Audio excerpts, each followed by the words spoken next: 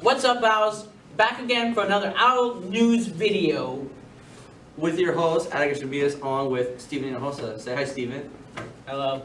Today is November 16th, Friday, and now it is time for our pledges. Now it's time for the Pledge of Allegiance. I pledge allegiance to the flag of the United States of America and to the republic for which it stands, one nation, under God, indivisible, with liberty and justice for all. Now it's time for the Texas Pledge. Honor the Texas flag. I pledge allegiance to the Texas, one state, under God, one and indivisible. Now it's time for the Owl Pledge. I will succeed in school with wisdom and with knowledge. I'll give 100%. I will go to college. I'll do whatever it takes, just like my parents do. I'll sweat the small stuff, just like my teachers do.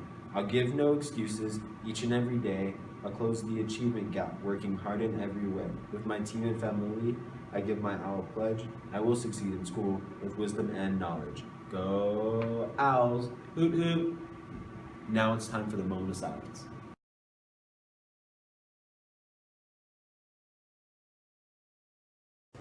Alright, and now it is time for a weather report with our homeboy Isaac. What's good, SoFlo Morning News? It's your boy Isaac, back with the weather. Hey! What's good? You doing the news? Yeah, I'm doing the news. You doing the weather? Yeah, I'm doing the weather. What's the weather looking like? Come here, I'll tell you. Get ready for this. I don't know if y'all are ready. Alright, for today, the highest is gonna be 69 with a low of 46. That's chilly. That's right, so you're gonna wanna bring your jackets. Jackets, we done here. Alright, and now it is time for another episode of SoFlo SciShow with Haley Perales and Albert Martinez. Good morning, everybody. Welcome back to our next SoFlo SciShow segment hosted by me, Haley Perales, and my special guest star, Albert Martinez again. Fact. Vending machines, wait for it, kill 4 times as many people as sharks per year. So beware of the vending machine. That's crazy. So today we will be learning about the Santa Ana winds. Are you excited for that? Yes, I am. What are they actually? Well, the Santa Ana winds, according to the National Weather Service, are winds described as a strong downslope that blow through the mountain passes and can easily exceed 40 miles per hour. I heard there was legends behind this too. Can you tell me about that? Yes, I will. Well, these legends, the legend is that the Santa Ana name originates from Satanas, which is Spanish for Satan. Satan. But there is also the other legend that the Indian term for the name means devil wind, or that the winds were named after the Mexican general Antonio Lopez de Santa Anna. Yeah. What are the effects on the people? Well, the effects. So this girl, right? She wrote a book called Slouching Toward Bethlehem, and her name is Joan Didion, right? So she wrote about the season of suicide. Now, this is a sad story, but the season of suicide means that these winds will cause divorce, will cause suicide, and will cause dread upon the locals. But fear not, these are just theories. It's not true. None of this is true at all. In fact, the winds only cause sickness and may make the locals feel a little bit uneasy. Can you show me proof about this and stuff? Yes, proof. So, many people think that the winds come from the Mojave Desert or the southern. That's not true. Sometimes it is. But the winds come from the high-pressure Pacific Northwest, where the pressure is higher. So, the downslope makes the winds gain almost 5 degrees every 1,000 feet they descend. Meaning, this is what causes the high temperatures in the wind, making the forest fires, as you've heard, become big. Also, the winds move through the mountain passes, and as they move through, the winds are compressed through canyon walls causing it to gain more force. So, like hurricanes and gales, these winds are not defined by their speed. Although this week's winds have been exceeded 70 miles per hour. Now you know more about this. Now you know. Have a great day of learning, owls. Hope you have a great Thanksgiving break. Bye. We're back, and now it is time for another episode of International News with Nathan. He's back. Check it out. Hey everybody, welcome back to News with Nathan. Let's get right into our international news.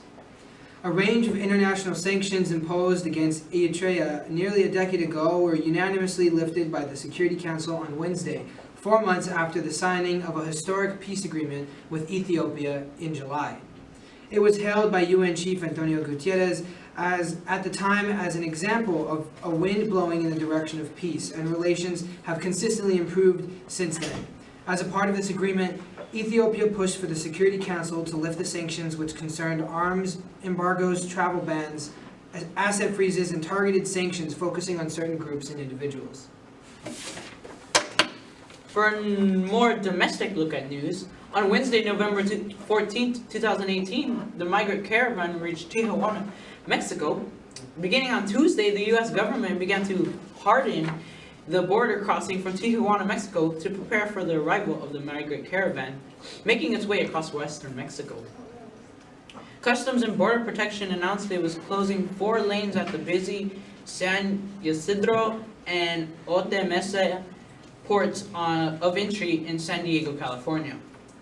It was said that the closures were needed to install a pre-positioned port hardening infrastructure equipment in preparation for the migrant caravan and the potential safety and security risks that it could cause.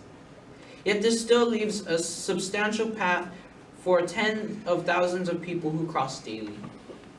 That's all for the news. Back to you, anchors.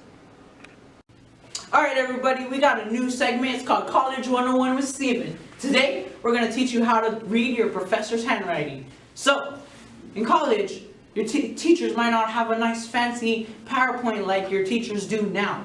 They might write on their board or their chalkboard depending on how old your college is. So, here is some handwriting that's just a little hard to read. Just a little smidgen hard to read. So, I'm going to teach you how to prepare. So when you see something like these notes, don't panic. I want you to slow down, take a deep breath, make sure you're ready to go, okay? Because once you start panicking, you get behind. Once you get behind, you start failing. Once you fail, you get dropped out of school. 11th grade, Raul Lopez, please report to the front office. 11th grade, Raul Lopez, please report to the front office. Just share purposes. Does anyone know where I was?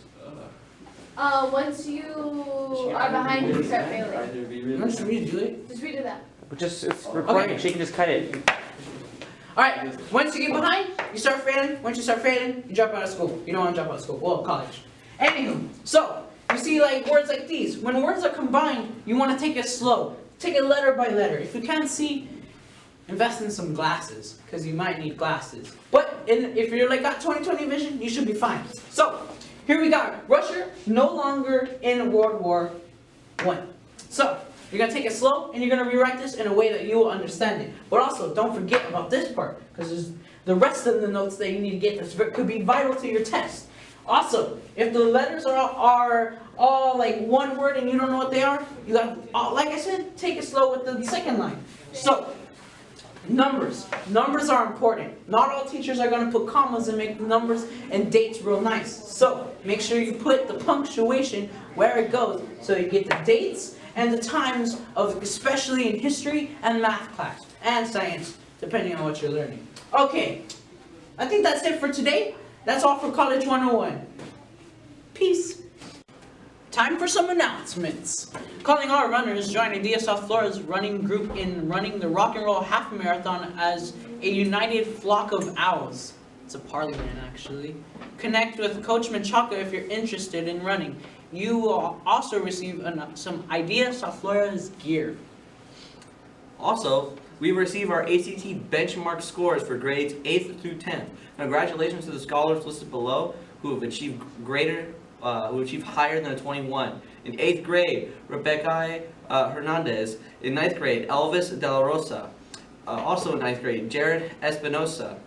Also in 9th grade, how do you say that name? How do you say that name? Straight up. Montserrat. Montserrat Montserrat, yes. Hernandez? Okay. Just say Don't the, say say Roll the with name. it. Say the Yeah, name don't say, just say the name. All Say the right. name. Montserrat Hernandez and Andres Luna Chavez. In 10th grade, Tyler Armand, Renee Bernal, Ziorama Garcia, Nick Garza, Abigail Gutierrez, Alana Kelly, Teresa Murillo, and Dylan Paris. Congratulations to their academic achievement.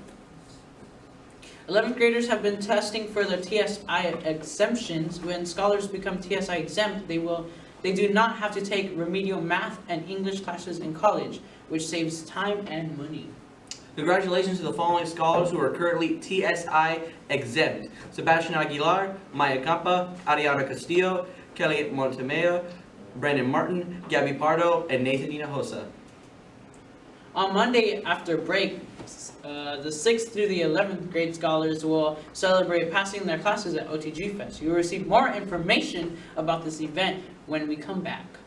Also, guys, we need shoutouts. If you got anything to say at all, just go to Miss Eward, get a note card, and just write a little bit of some shoutouts. 117? Room 117. 117.